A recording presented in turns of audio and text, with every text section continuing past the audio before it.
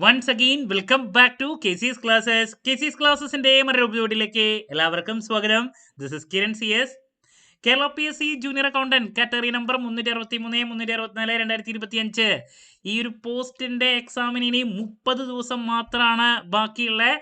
So നിങ്ങൾ പഠിക്കുന്ന gear 4th-ലോട്ടും 5th-ലോട്ടും change ചെയ്യേണ്ട സമയം ആയി കഴിഞ്ഞു. സോ ഈ 30 ദിവസം ഇനി നിങ്ങൾ എങ്ങനെ വിനിയോഗിക്കണം, ഈ ഒരു മാറ്റർ ആണ് നമ്മൾ ഇന്നത്തെ വീഡിയോയിൽ ഇൻക്ലൂഡ് ചെയ്തിട്ടുള്ള. വീഡിയോയിലോട്ട് പോണേക്കാൾ മുമ്പ് പറയാനുള്ളത്, നമ്മുടെ സ്ഥാപനം Kerala PSC commerce and management relate ചെയ്തിട്ടുള്ള എല്ലാ പോസ്റ്റുകൾക്കും ഓൺലൈനായിട്ട് കോച്ചിങ് പ്രൊവൈഡ് ചെയ്യുന്ന സ്ഥാപനമാണ്. നമ്മുടെ ആപ്പിലൂടെയാണ് ക്ലാസ്സസ് അവൈലബിൾ ആവുക. Live sessions, recorded sessions, PDF notes, MCQ practices, previous year question paper discussion, അങ്ങനെ സ്റ്റുഡൻസിന് വേണ്ടിയിട്ടുള്ള എൻറ്റയർ സപ്പോർട്ട് നമ്മൾ പ്രൊവൈഡ് ചെയ്യുന്നുണ്ട് കേട്ടോ. സോ നമ്മുടെ ക്ലാസ്സിൽ ജോയിൻ ചെയ്ത് പഠിച്ച് Kerala PSC commerce and management relate ചെയ്തിട്ടുള്ള പോസ്റ്റുകൾ ക്രാക്ക് ചെയ്യാൻ താല്പര്യമുള്ള സ്റ്റുഡൻസിന് ഡിസ്ക്രിപ്ഷൻ ബോക്സിലുള്ള എൻ്റെ വാട്സപ്പ് നമ്പറിൽ കോൺടാക്ട് ചെയ്യാം, ക്ലാസ്സസ് ആക്സസ് ചെയ്യാം.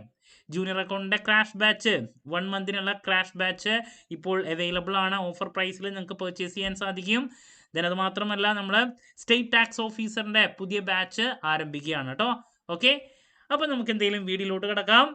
അപ്പോൾ വീഡിയോയിലോട്ട് കിടക്കുമ്പോൾ ആദ്യം പറയാനുള്ളത്, ഏറ്റവും കൂടുതൽ കുട്ടികൾ എനിക്ക് മെസ്സേജ് അയക്കുന്നതാണ്, ഇതുവരെയായിട്ടൊന്നും കഴിഞ്ഞിട്ടില്ല. പല കുട്ടികളും തുടങ്ങിയിട്ടുണ്ടായിരുന്നു ചെറുതായിട്ടൊക്കെ, വീണ്ടും ബുക്ക് അവിടെ തന്നെ വെച്ചു. അപ്പോൾ പാസ്റ്റ് ഈസ് പാസ്റ്റ് ആണ്, കഴിഞ്ഞത് കഴിഞ്ഞു. കഴിഞ്ഞ കാര്യങ്ങളെ നമ്മളിനി ആലോചിച്ച് സമയം മെനക്കെടുത്തിയിട്ട് ഒരു കാര്യമില്ല. Live at present. ഇപ്പോൾ നമുക്ക് എന്ത് ചെയ്യാം, ഈ ഒരു മൊമെന്റിൽ നിങ്ങൾക്ക് എന്ത് ചെയ്യാൻ സാധിക്കും, അതാണ് ഇനി ചിന്തിക്കേണ്ടോ. വേറൊരു കാര്യവും ചിന്തിക്കേണ്ട ആവശ്യമില്ല. അപ്പോൾ ഇനിയുള്ള ദിവസങ്ങൾ എങ്ങനെ നല്ല രീതിയിൽ വിനിയോഗിക്കാം.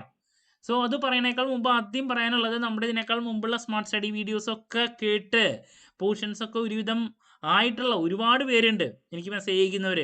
ഞങ്ങളുടെ ഇത്രത്തോളം പോർഷൻസ് കഴിഞ്ഞിട്ടുണ്ട്, ഇനി എന്താണ് ചെയ്യേണ്ടത്, അവർക്കൊക്കെ ഞാൻ പേഴ്സണലായിട്ട് റിപ്ലൈയും കൊടുക്കാറുണ്ട്. അവരൊക്കെ ഇതുപോലെ തന്നെ പ്രോപ്പറായിട്ട് മുന്നോട്ട് പോകുക. ഇതുവരെ ഒന്നും ആവാത്ത കുട്ടികൾ, നിങ്ങളും വറി ചെയ്യേണ്ട ആവശ്യമൊന്നുമില്ല. നമുക്ക് ഇനിയുള്ള ദിവസങ്ങൾ നല്ല രീതിയിൽ വിനിയോഗിക്കുക, അതിലൂടെ മെയിൻ ലിസ്റ്റിലോട്ട് എത്താൻ വേണ്ടിയിട്ട് ട്രൈ ചെയ്യുക. ഇനി നിങ്ങളുടെ അടുത്ത് പറയാനുള്ളത്, ഈ ഒരു സിലബസ് പ്രോപ്പറായിട്ട് കവർ ചെയ്യുകയാണെങ്കിൽ PSCയുടെ ഡിഗ്രി ബേസിലുള്ള പല എക്സാംസിനും യൂസ്ഫുൾ ആയിരിക്കും. അപ്പോൾ ഇതിന് മാത്രമല്ല, ഇത് കഴിഞ്ഞാൽ ചിലപ്പോൾ വരാൻ പോകുന്ന പല പോസ്റ്റുകൾക്കും നിങ്ങൾക്ക് യൂസ്ഫുൾ ആയിരിക്കും എന്നുള്ളതാണ്. അപ്പോൾ പഠിച്ചത് കൊണ്ട് എന്തായാലും ഗുണം മാത്രമേ നിങ്ങൾക്ക് കിട്ടുള്ളൂ. ഓക്കെ, അപ്പോൾ നമുക്ക് എന്തായാലും വീഡിയോയിലോട്ട് കിടക്കാം. സോ നിങ്ങളുടെ അടുത്ത് പറയാനുള്ളത്, ഇനി 30 ദിവസം ആണ് നിങ്ങളുടെ മുമ്പിലുള്ള. ഞാൻ ഇതിനേക്കാൾ മുമ്പുള്ള എൻ്റെ വീഡിയോസിൽ മെൻഷൻ ചെയ്തിട്ടായിരുന്നു, സിലബസ് ഓറിയൻറ്റഡ് ആയിട്ടുള്ള പഠിത്തം മാത്രമാണ് നമുക്കിവിടെ വേണ്ടത്. സിലബസ് അല്ലാതെ കണ്ട് വേറൊരു കാര്യത്തിലോട്ടും പോകേണ്ട ആവശ്യമില്ല. അതിൽ നിന്ന് മാത്രമാണ് ചോദ്യങ്ങൾ വരാറ്. സോ നിങ്ങളെ ഇതിൽ ഫസ്റ്റ് ചെയ്യേണ്ടത്, അത്യാവശ്യം പഠിച്ചിട്ടുള്ള കുട്ടികളാവാം, നന്നായി പഠിച്ചിട്ടുള്ള കുട്ടികളാവാം, ഒന്നും കഴിയാത്തവരാണെങ്കിലും, ഞാൻ ഇതിനേക്കാൾ മുമ്പ് പറഞ്ഞിട്ടുണ്ടായിരുന്നു, 10 മൊഡ്യൂൾസിനും ഈക്വൽ ഇമ്പോർട്ടൻസ് നിർബന്ധമായും കൊടുത്തിരിക്കണം. കാരണം 10ൽ നിന്നും ഈക്വൽ ചോദ്യങ്ങളാണ് വരുന്നത്. ബട്ട് പഠിക്കാൻ വേണ്ടിയിട്ട് നിങ്ങൾ ഇറങ്ങുന്ന സമയത്ത് പെട്ടെന്ന് അവസാനിപ്പിക്കാൻ പറ്റുന്ന മൊഡ്യൂൾസ് ആദ്യം അവസാനിപ്പിക്കുക എന്നുള്ളതാണ്. അത് ഓരോ വ്യക്തികൾക്കും ഡിഫറൻ്റ് ആയിരിക്കും. ബട്ട് എന്നാലും ഞാൻ സജസ്റ്റ് ചെയ്തിട്ടുണ്ടായിരുന്നു, ഇതിലുള്ള തിയറി മൊഡ്യൂൾസിൻ്റെ പ്രത്യേകത ക്വിക്കായിട്ട് അവസാനിപ്പിക്കാൻ സാധിക്കുന്ന. ദെൻ വെയിറ്റേജ് എന്ന് പറയുന്നത് എല്ലാത്തിനും ഈക്വലാണ്. ഇപ്പോൾ ഫോർ എക്സാമ്പിൾ, നമ്മൾ മാനേജറൽ എക്കണോമിക്സിലോട്ട് പോവുകയാണെങ്കിൽ, മാനേജറൽ എക്കണോമിക്സിൽ നമുക്ക് ഇത്ര ഏരിയാസേ കവർ ചെയ്യാനുള്ളൂ. ഇത്ര ഏരിയാസ് കവർ ചെയ്യാൻ 2 ദിവസം കൊണ്ട് നമുക്ക് കവർ ചെയ്യാൻ സാധിക്കുന്നതാണ്. 2 ദിവസം ഇരുന്നിട്ടുണ്ടെങ്കിൽ ഈ കാര്യം മൊത്തം പഠിച്ച് അവസാനിപ്പിക്കാൻ സാധിക്കും. നേരെ മറിച്ച് നിങ്ങൾ അക്കൗണ്ടിങ്ങിലോട്ടോ ടാക്സിലോട്ടോ അല്ലെങ്കിൽ ഫിനാൻഷ്യൽ മാനേജ്മെൻറ്റിലോട്ടോ ഇറങ്ങുന്ന സമയത്ത് ചിലപ്പോൾ കുറച്ചും കൂടി കൂടുതൽ സമയം വേണ്ടി വരും. അപ്പോൾ നിങ്ങൾ ഫസ്റ്റ് ചെയ്യേണ്ടത്, നിങ്ങളുടെ ടോട്ടൽ ഈ 10 മൊഡ്യൂളിലെ ഓരോരുത്തരുടെയും പ്രത്യേകത എനിക്കറിയാത്തത് കൊണ്ടാണ് പറയുന്നത്, നിങ്ങൾക്ക് ബുദ്ധിമുട്ടായുള്ള മൊഡ്യൂൾസ് ഏതൊക്കെയാണ്, നിങ്ങൾക്ക് ഈസിയസ്റ്റ് ആയിട്ടുള്ള മൊഡ്യൂൾസ് ഏതൊക്കെയാണ്, ഇനി മീഡിയം റേഞ്ചിൽ നിൽക്കുന്ന ടോപ്പിക്സ് ഏതൊക്കെയാണ്, അങ്ങനെ 3ആയിട്ട് നിങ്ങൾ ക്ലാസിഫൈ ചെയ്യുക. ഇപ്പം നിങ്ങൾക്ക് ഈ ടോട്ടൽ 10 മൊഡ്യൂളിൽ ഈസിയസ്റ്റ് ആയിട്ട് തോന്നുന്ന പല മൊഡ്യൂൾസ് ഉണ്ടായിരിക്കും. ദെൻ മീഡിയം റേഞ്ചിൽ വലിയ കുഴപ്പമില്ലാത്ത ടോപ്പിക്സ് ഹൈ ആയിട്ട് നിൽക്കണം. ഇങ്ങനെ 3ആയിട്ട് കാറ്റഗറൈസ് ചെയ്യുക. അതിനുശേഷം ഈസിയസ്റ്റ് ആയിട്ടുള്ളത് പെട്ടെന്ന് നിങ്ങൾ പഠിച്ച് അവസാനിപ്പിക്കുക. ഇപ്പോൾ ഞാൻ ഇതിനേക്കാൾ മുമ്പ് പറഞ്ഞു തന്നെയാണ്, ഇപ്പോൾ ഓഡിറ്റിങ്, അതുപോലെ തന്നെ marketing management, then capital market ചില ആൾക്കാർക്ക് മീഡിയമാണ്, ഞാനിതിനെ മീഡിയം എന്ന് വേണമെങ്കിൽ ഇടാം. അതുപോലെ തന്നെ ലോ മീഡിയം റേഞ്ചിൽ ഞാൻ ഇടുള്ളൂ, എന്നാലും ഈസിയാണ്. ദെൻ എക്കണോമിക്സ്, ഈസി ആയിട്ട് അവസാനിപ്പിക്കാം. മാനേജ്മെന്റ് ഈസി അല്ലേ? അങ്ങനെ ഈസിയസ്റ്റ് ഏതൊക്കെയാണ് നിങ്ങൾക്ക് വരുന്നത്. ഇനിയിപ്പോൾ വേറൊരു കുട്ടിക്ക് പ്രോബ്ലമാണ് ഈസി എങ്കിൽ പ്രോബ്ലം അവസാനിപ്പിക്കുക. ബട്ട് പ്രോബ്ലത്തിൻ്റെ പ്രത്യേകത എന്താണെന്ന് വെച്ചിട്ടുണ്ടെങ്കിൽ പ്രോബ്ലം പഠിച്ച് അവസാനിപ്പിക്കുമ്പോൾ നിങ്ങൾ എന്തായാലും കൂടുതൽ സമയം അവിടെ സ്പെൻഡ് ചെയ്യേണ്ടി വരും. കാരണം ഇതിൻ്റെ ഇപ്പോൾ മാനേജ്മെൻ്റ് ആണ് അല്ലെങ്കിൽ ഇക്കണോമിക്സ് ആണെങ്കിൽ ഇതിൽ പറഞ്ഞിട്ടുള്ള ടോപ്പിക്സിൻ്റെ കൺസെപ്റ്റ് പ്രോപ്പറായിട്ട് പഠിച്ച് അവസാനിപ്പിച്ചാൽ മതി. അതിനുശേഷം MCQs പ്രാക്ടീസ് ചെയ്യുക. നേരെ മറിച്ച് പ്രോബ്ലത്തിൻ്റെ കേസിലോട്ട് പോകുമ്പോൾ നിങ്ങൾ ആ പ്രോബ്ലത്തിൽ നിന്ന് പ്രോബ്ലം 5 മാർക്കിൻ്റെയോ 10 മാർക്കിൻ്റെ ഒന്നും വരില്ലല്ലോ, MCQ അല്ലേ. ഇതിൻ്റെ കൺസെപ്റ്റാണ് അറിയണ്ടേ. അപ്പോൾ ഈ കൺസെപ്റ്റ് അറിയണമെങ്കിൽ ഈ പ്രോബ്ലം വർക്കൗട്ട് ചെയ്യണത് കാണണം അല്ലേ, നോക്കണം. ഇപ്പോൾ നമ്മുടെ ക്ലാസ്സിൽ ജോയിൻ ചെയ്തുള്ള കുട്ടികളുടെ അടുത്ത് ഞാൻ അതുകൊണ്ട് തന്നെ ഇപ്പോൾ ടാക്സിൻ്റെ ഒക്കെ പ്രോബ്ലം അത് വർക്കൗട്ട് ചെയ്യുന്നത് ടോട്ടൽ ഇൻകം കമ്പ്യൂട്ടേഷനോ സാലറി കാൽക്കുലേഷനോ ഒക്കെ കൊടുക്കുന്നുണ്ട്. ബട്ട് അതിൽ നിന്ന് കൺസെപ്റ്റ് മാത്രമേ സിമ്പിളായിട്ടുള്ള എന്തെങ്കിലുമൊക്കെ വരല്ലോ. അപ്പോൾ അതുകൊണ്ട് തന്നെ കുറേ നോക്കണം ഈ പ്രോബ്ലം ഏരിയാസ്. അതിൽ നിന്ന് നമുക്ക് വരുന്നത് ഇത്രയാണ്. നേരെ മറിച്ച് തിയറി ഏരിയാസ് കുറച്ച് പഠിച്ചാൽ അതിൽ നിന്നുള്ള കാര്യങ്ങൾ എന്തായാലും ഉണ്ടാവും എന്നുള്ളതാണ്. അപ്പോൾ നിങ്ങൾ എന്ത് ചെയ്യുക, ക്ലാസിഫൈ ചെയ്യുക നിങ്ങൾക്ക് ഈസിയസ്റ്റ് ആയിട്ടുള്ളത്. ഇപ്പോൾ മാനേജ്മെൻറ്റ് ഈസി ആണെങ്കിൽ ഈസി റേഞ്ച്, ഇനി ലോ മീഡിയം ആണെങ്കിൽ മീഡിയം, ഇനി കോസ്റ്റ് പ്രോബ്ലം ഏരിയാസ് ഏറ്റവും ഡിഫിക്കൽട്ട് ആണെങ്കിൽ ഹൈ റേഞ്ചിലാണ് നിൽക്കുന്നതെങ്കിൽ ഹൈ ഡിഫിക്കൽട്ട് ആണെങ്കിൽ ഡിയുടെ അങ്ങനെ ക്ലാസിഫൈ ചെയ്യുക ഫസ്റ്റ് ഓഫ് ഓൾ. എന്നിട്ട് ഞാൻ പറഞ്ഞു ഈസിയസ്റ്റ് ആയിട്ടുള്ള കാര്യങ്ങൾ ക്വിക്കായിട്ട് അവസാനിപ്പിക്കുക. അപ്പോൾ തന്നെ നിങ്ങൾക്ക് കോൺഫിഡൻസ് കിട്ടും. നിങ്ങളൊരാഴ്ച ചിലപ്പോൾ ഞാൻ ഈ പറഞ്ഞ പോലെ ചെയ്ത് നോക്കിയാൽ ഒരാഴ്ച കൊണ്ട് ചിലപ്പോൾ നിങ്ങൾക്ക് 3 മൊഡ്യൂൾസ് ചിലപ്പോൾ 4 മൊഡ്യൂൾസ് വരെ പഠിച്ച് അവസാനിപ്പിക്കാൻ പറ്റും. അപ്പോൾ തന്നെ കോൺഫിഡൻസ് കൂടി. മനസ്സിലാവുണ്ടോ? അതിന് നിങ്ങളുടെ മനസ്സ് ഇതിലോട്ട് തന്നെ ഇറക്കുക. ഇപ്പോൾ ടോട്ടൽ നമുക്ക് 24 മണിക്കൂർ എല്ലാവർക്കും ഈക്വലാ. 8 മണിക്കൂർ എന്തായാലും നിർബന്ധമായും ഉറങ്ങിയിരിക്കണം. ഉറക്കം മസ്റ്റാണ്. ഉറക്കം കുറച്ചിട്ടുള്ള പഠനം വേണ്ട. എപ്പോഴും ഉറക്കം സൂപ്പറായിരിക്കണം, എന്നാലും തലയിലേക്ക് ഇത് കയറല്ലോ. 6 to 8 hours 6 മണിക്കൂറെങ്കിലും ഉറങ്ങണം. ദെൻ ബാക്കിയുള്ള ജോലിക്ക് പോകുന്ന ആൾക്കാർ ബാക്കി എങ്ങനെയെങ്കിലുമൊക്കെ ടൈം അഡ്ജസ്റ്റ് ചെയ്യുക. ഒരു ദിവസം 2 to 3 hours എങ്കിലും സ്പെൻഡ് ചെയ്താൽ മതി. ഇതൊക്കെ പോസിബിൾ ആണെന്നേ. ഓക്കെ, അപ്പോൾ അങ്ങനെ കാറ്റഗറൈസ് ചെയ്യുക. ആദ്യം ഈസിയസ്റ്റ് നിങ്ങൾക്ക് തോന്നുന്നത് നോക്കുക, അതിനുശേഷം മീഡിയത്തിലോട്ട് പോവുക, ദെൻ ഏറ്റവും ഡിഫിക്കൽട്ടായിട്ടുള്ള ഏരിയാസ് കവർ ചെയ്യാൻ ശ്രമിക്കുക. കാരണം ഇപ്പോൾ അക്കൗണ്ടിങ് ആവട്ടെ, അക്കൗണ്ടിങ്ങിൽ ഈ പാർട്ണർഷിപ്പിൻ്റെ ഏരിയയിലോട്ട് പോകുമ്പോൾ പാർട്ണർഷിപ്പിൽ നിന്ന് മൊത്തം ചിലപ്പോൾ വരാൻ 3 ചോദ്യങ്ങളാവും, 3 മാർക്കാണ്. ബട്ട് ആ പാർട്ണർഷിപ്പിൽ നിന്ന് കിട്ടേണ്ട 3 മാർക്കിന് വേണ്ടിയിട്ട് എത്ര സമയം നമ്മൾ സ്പെൻഡ് ചെയ്യണമെന്നറിയോ? ഏതാണ് വരാമെന്ന് പറയാൻ പറ്റില്ല. അഡ്മിഷൻ ഉണ്ട്, റിട്ടയർമെൻ്റ് ഉണ്ട്, ഡെസൊല്യൂഷൻ ഉണ്ട്, ഇതൊക്കെ ഉണ്ട്. കുറേ നോക്കിയിട്ടാണ് ഈ 2-3 മാർക്സിൻ്റെ കാര്യങ്ങൾ കിട്ടുക. ഈ ടോട്ടൽ 100 ചോദ്യങ്ങളിൽ ഞാൻ പറഞ്ഞിട്ടുണ്ടായിരുന്നു അറിയുന്ന 75 ചോദ്യങ്ങൾ, മാക്സിമം 80, അത്ര അറ്റൻഡ് ചെയ്യാൻ പാടുള്ളൂ അറിയുന്നത്. അപ്പോൾ ബാക്കി ഈസിയസ്റ്റ് മീഡിയം ആ റേഞ്ച് മൊഡ്യൂൾസ് നോക്കുമ്പോൾ തന്നെ ഏകദേശം ഒരു 6 to 7 മൊഡ്യൂൾസ് നമുക്ക് കവർ ചെയ്യാം. ബാക്കി വല്ലാണ്ട് ടഫസ്റ്റ് ആയിട്ട് ചിലപ്പോൾ നിങ്ങൾക്ക് വരുന്നത്, അല്ലെങ്കിൽ toughest in the sense means കൂടുതൽ സമയമെടുത്ത് കവർ ചെയ്യാൻ നിങ്ങൾക്ക് വേണ്ടി വരുന്നത് അക്കൗണ്ടിങ്ങോ അല്ലെങ്കിൽ കോസ്റ്റ് ഉണ്ട്, ടാക്സ് ഒക്കെ ആയിരിക്കും.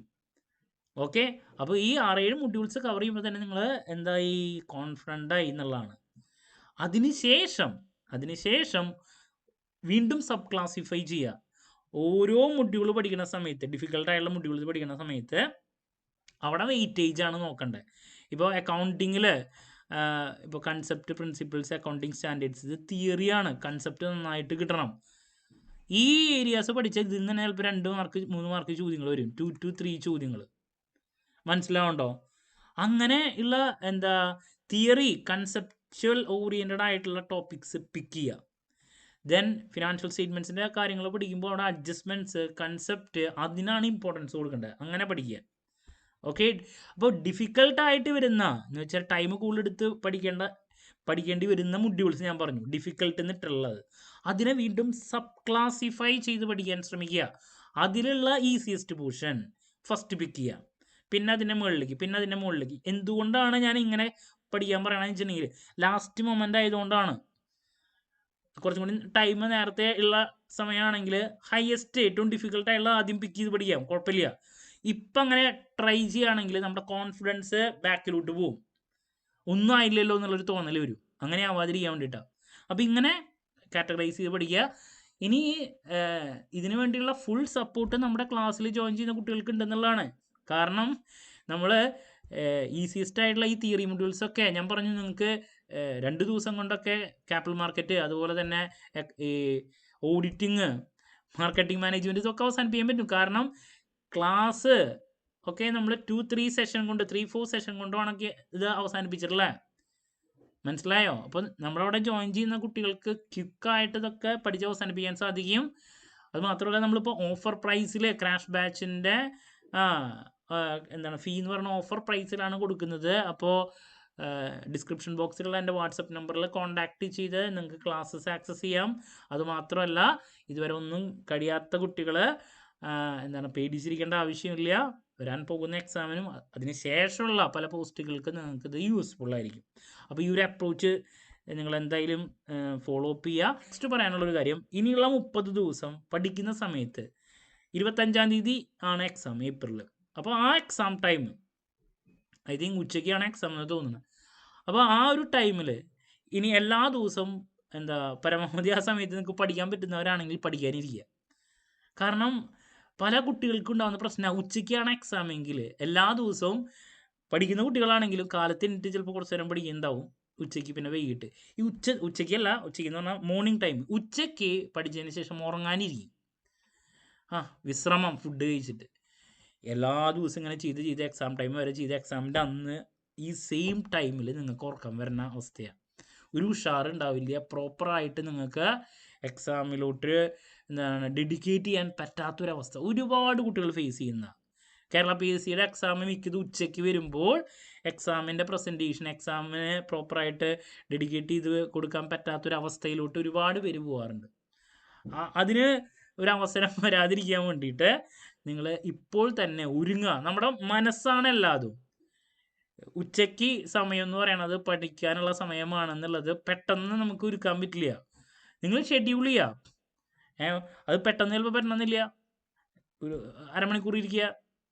ആ എക്സാം ടൈം ഇപ്പോൾ 2 മണിക്കാണ്, 1:30 2 o'clock നമ്മുടെ എക്സാം സ്റ്റാർട്ട് ചെയ്യണമെങ്കിൽ അപ്പോൾ നിങ്ങൾ നിർബന്ധമായും എല്ലാ ദിവസവും ഇനി വരാൻ പോകുന്ന എല്ലാ ദിവസവും 2 to 3 അല്ലെങ്കിൽ 3 ആദ്യം ഒരു അരമണിക്കൂർ ഇരിക്കുക, 2 മണി തൊട്ട് 2:30 വരെ. അങ്ങനെ കയറ്റി ഒരു 2 മണി തൊട്ട് 3:30 വരെ നിങ്ങൾ എപ്പോഴും പഠിക്കാൻ വേണ്ടിയിട്ട് വിനിയോഗിക്കുക. എന്നാലാണ് ആ സമയത്ത് നമുക്ക് ഇഫക്റ്റീവായിട്ട് ഇരിക്കാൻ പറ്റുള്ളൂ. അപ്പോൾ അല്ലെങ്കിൽ ഉറക്കം വരും. അപ്പോൾ ഇത് ഒരു മൈൻഡ് സെറ്റാണ്, ഇതൊക്കെ മനസ്സാണ് ഒക്കെ.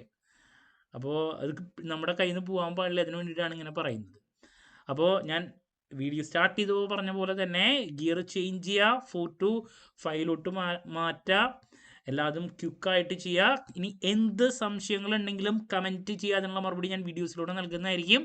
ഇതിന് ഏറ്റവും കൂടുതൽ നിങ്ങൾക്ക് വേണ്ടത് സിലബസ് പ്രോപ്പറായിട്ട് കവർ ചെയ്യുന്നതിൻ്റെ കൂടെ തന്നെ MCQ പ്രാക്ടീസാണ്. ഇപ്പോൾ നമ്മുടെ ക്ലാസ്സിലൊക്കെ ജോയിൻ ചെയ്യുന്ന കുട്ടികൾക്ക് MCQ പ്രാക്ടീസ് എല്ലാ സബ്ജക്റ്റിൻ്റെയും പ്രോപ്പറായിട്ട് കിട്ടും. പിന്നെ നമ്മുടെ ചാനലിൽ നമ്മൾ MCQ പ്രാക്ടീസ്, ഡെയിലി MCQസും പ്രീവിയസ് ഇയർ ക്വസ്റ്റ്യൻ പേപ്പർ ഡിസ്കഷനൊക്കെ ചെയ്തിട്ടുണ്ട്. അതൊക്കെ ഫോളോ ചെയ്യുക, വളരെ യൂസ്ഫുൾ ആയിരിക്കും. ഓക്കെ, സോ എന്ത് ഡൗട്ട് ഉണ്ടെങ്കിലും കമൻറ്റ് ചെയ്യുക. അതിനുള്ള മറുപടി ഞാൻ വീഡിയോസിലൂടെ നൽകുന്നതായിരിക്കും. മറ്റൊരു വീഡിയോയുമായി വീണ്ടും കാണാമെന്നുള്ള പ്രതീക്ഷയോടെ നിർത്തുന്നു. This is Kiran CS signing of.